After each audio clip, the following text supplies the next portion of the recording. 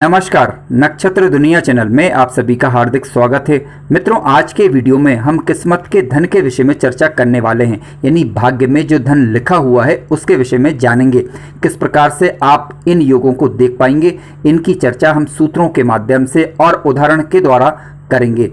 यदि आप चैनल पर नए हैं तो चैनल को सब्सक्राइब अवश्य करें और वीडियो ज्ञानवर्धक लगे तो लाइक जरूर करें। आइए शुरू करते हैं। मित्रों, आइए सूत्रों पर विचार करने से पहले हमें कुछ आधारभूत बातों को समझना होगा। देखिए, कुंडली का दूसरा वाला भाव यानी ये वाला भाव, इसे धन भाव के नाम से जाना जाता है। इसमें राशि का जो अंक लिखा होगा उसके स्वामी ग्रह को ही धनेश कहा जाता है। इसके अलावा कुंडली का 11वां भाव, इसे लाभ भाव के नाम से जाना जाता है। इसमें राशि का जो अंक लिखा होगा उसके स्वामी ग्रह को लाभेश कहा जाता है।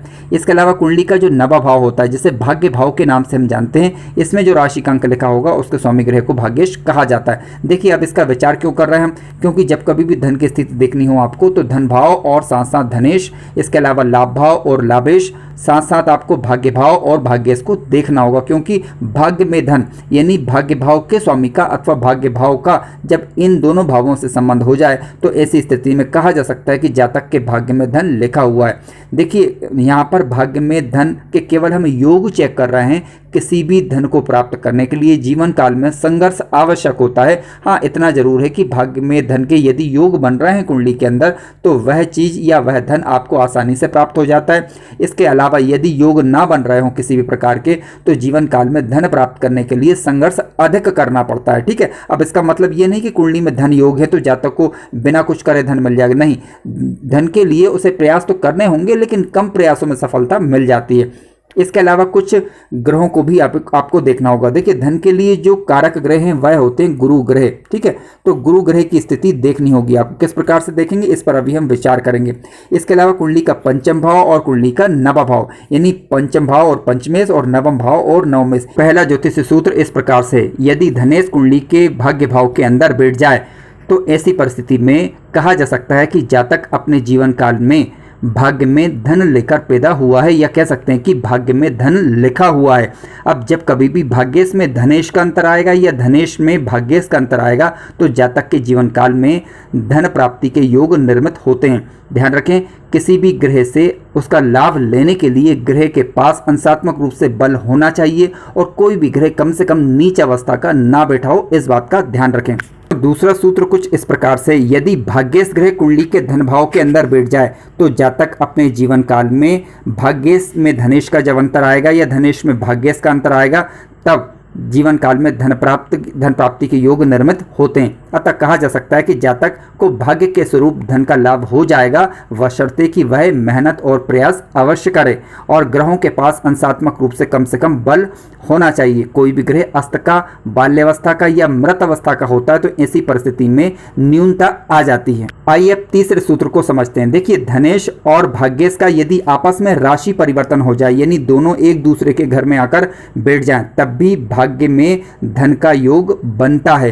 ठीक है, भाग्येश यानी धन भाव में बैठ जाए और धनेश भाग्य भाव के अंदर बैठ जाए तो ऐसी परिस्थिति में जातक को भाग्य के स्वरूप धन की प्राप्ति होने के योग निर्मित होते हैं। आज के चौथे सूत्र पर विचार करते हैं। यदि लाभेश कुंडली के भाग्य भाव के अंदर बैठ जाए तब भी जातक के जीवन काल में धन प्राप्ति के योग निर्मित होते हैं। जब कभी भी भाग्येश में लाभेश का अंतर आएगा तो, या भाग्येश में लाभेश का अंतर या लाभेश में भाग्येश का अंतर आएगा तो धन प्राप्ति के योग निर्मित होते हैं। देखिए, धन संचय का विचार करना हो तो धन भाव देखा जाता है और इनकम का विचार करना हो तो लाभेश की स्थिति को देखना होगा, लाभ भाव को आपको देखना होगा। तो लाभेश धन लाने का कार्य जीवन काल में करेगा यदि लाभेश कुंडली के भाग्य भाव के अंदर बैठ जाए। अतः कहा जा सकता है कि भाग्य का कनेक्शन लाभ से हो गया है। तो जब कभी भी लाभेश की दशा अंतरदशा आएगी तो जीवन काल में भाग्य के स्वरूप लाभ देखने को मिल सकता है। मित्रों, आइए आज के 5वें ज्योतिषी सूत्र पर विचार करते हैं। यदि भाग्येश कुंडली के लाभ भाव के अंदर बैठ जाए तब भी जीवन काल में जब कभी भी भाग्येश में लाभेश का अंतर आएगा या लाभेश में भाग्येश का अंतर आएगा तो भाग्य के फलस्वरूप जीवन काल में धन आगमन के योग निर्मित होते हैं। ध्यान रखें कि परिश्रम यदि आप कर रहे हैं तो परिश्रम का लाभ जीवन काल में फिर देखने को मिल जाएगा धन के रूप में।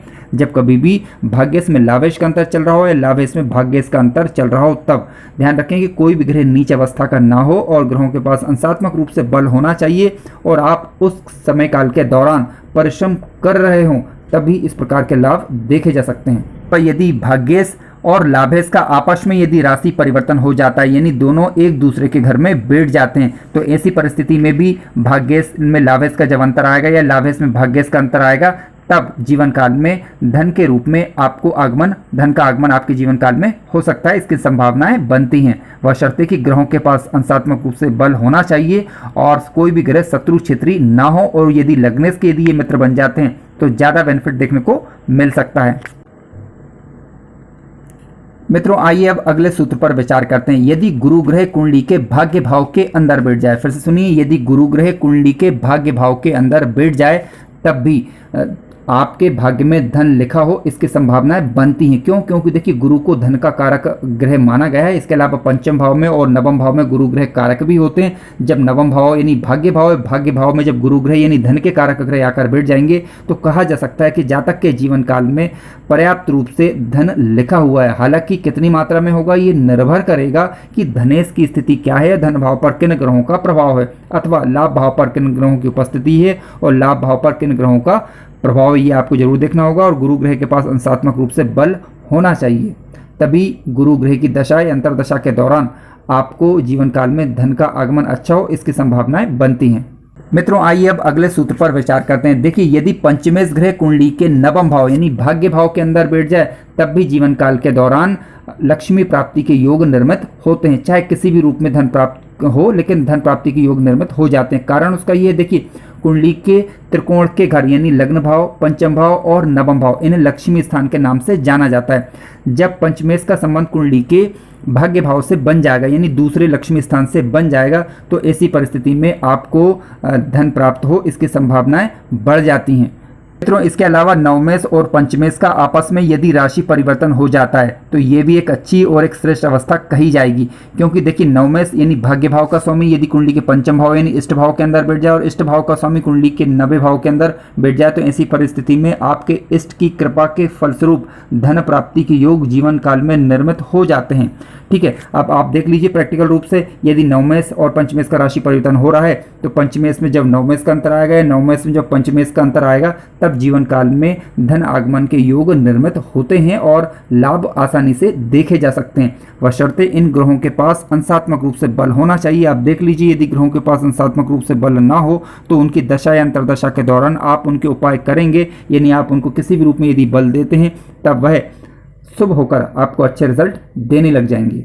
मित्रों, ठीक इसी प्रकार यदि पंचमेश ग्रह कुंडली के लाभ भाव के अंदर बैठ जाए अथवा कुंडली के धन भाव के अंदर बैठ जाए, तब भी भाग्य के फलस्वरूप आपको धन का लाभ हो सकता है, इसकी संभावनाएं बनती हैं। देखिए, कुंडली के पंचम भाव की बात करें और इसके पंचमेश ग्रह की बात करें विशेष रूप से, तो ये आपके इष्ट का घर कहलाता है पंचम भाव, और पंचमेश आपके इष्ट कहलाते हैं। ठीक है, यदि इष्ट कुंडली के लाभ भाव के अंदर अथवा कुंडली के धन भाव के अंदर बैठ जाएंगे तो अपनी दशा या अंतरदशा के दौरान आपको धन लाभ कराते हैं, इसकी संभावनाएं बनती हैं।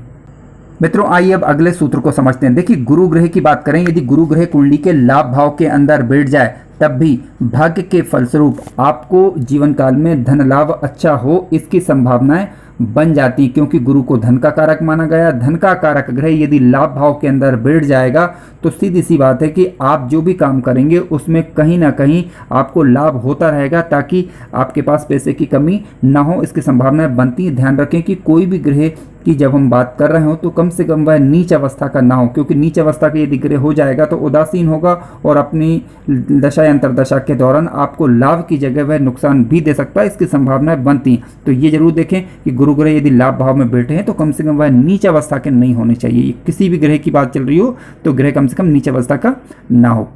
मित्रों, कार्यक्रम ज्ञानवर्धक लगा हो तो लाइक जरूर करें, चैनल पर नए हो तो सब्सक्राइब भी करें। धन्यवाद।